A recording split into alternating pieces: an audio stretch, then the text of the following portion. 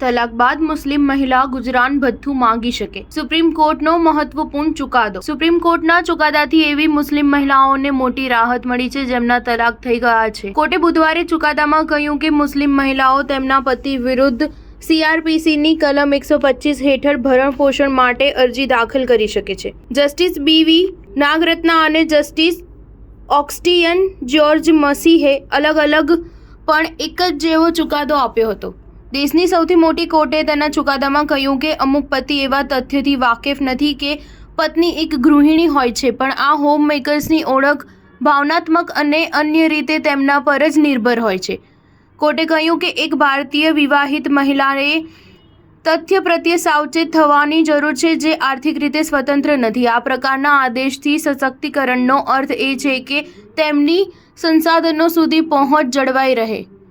અમે અમારા ચુકાદામાં 2019ના કાયદા હેઠળ ગેરકાયદે તલાકના પાસાઓ પણ ઉમેર્યા છે. અમારો નિષ્કર્ષ છે કે CRPCની કલમ 125 હેઠળ તમામ મહિલાઓ પર આ ચુકાદો લાગુ પડે, ન કે ફક્ત વિવાહિત મહિલાઓ પર.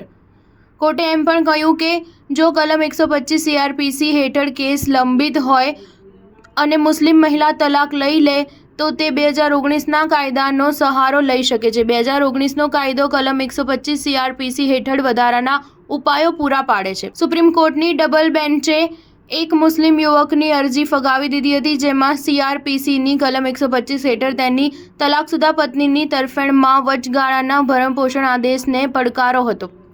કોર્ટે સ્પષ્ટ કહ્યું કે મુસ્લિમ મહિલા એક્ટ 1986ની કલમ 125ની જોગવાઈઓને રદ નહીં કરે. સ્ટાર ન્યૂઝ 7 હંમેશા સચ્ચાઈની સાથે.